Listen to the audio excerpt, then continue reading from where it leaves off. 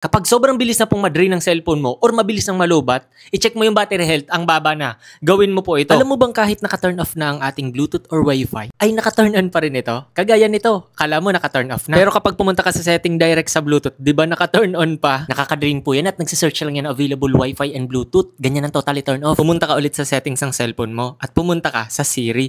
Dito makikita mo ang suggest app before searching, allow notification. Ayan, nakaka-drain yan, grabe. Buti tinurn off ko na ito lahat. Sa sobrang raming nire-recommend ni Siri, pati notification, sobrang raming dumarating. Tanggalin mo na rin pala ang virus dyan sa cellphone mo. Click mo lang po itong share button, slide mo pa kaliwa, makikita mo yung more. Kapag may radio na kagaya nito, i-uninstall mo na po agad. Punta ka na rin sa settings ng cellphone mo, punta ka sa accessibility. Dito naman makikita mo ang motion. Kailangan po i-turn on nyo rin, kagaya nitong sa akin, ang reduce motion and prepare crossfade transition. Check mo, ang bilis na ng pag-swipe mo, di ba? Pumunta ka na rin dito sa general. Makikita mo po dito sa ilalim ang background app refresh. Kailangan po natin i-toggle off ang background app refresh. Ito yung mga apps na kung saan nakaka-preserve ng battery life. Kapag tinurn off natin to lahat, pili ka lang ng mga ginagamit mo. O kaya naman i-turn off mo na lang talaga kasi nga nakaka-drain po yan ng battery kahit di mo ginagamit. At alam mo ba na kapag dark or dominant ang dark na wallpapers na ginagamit natin, kagaya nitong gamit ko, dark lang siya, tumatagal kasi yung battery natin. Punta ka lang sa display and brightness tapos click mo yung dark. Pag white, ang bilis malubat.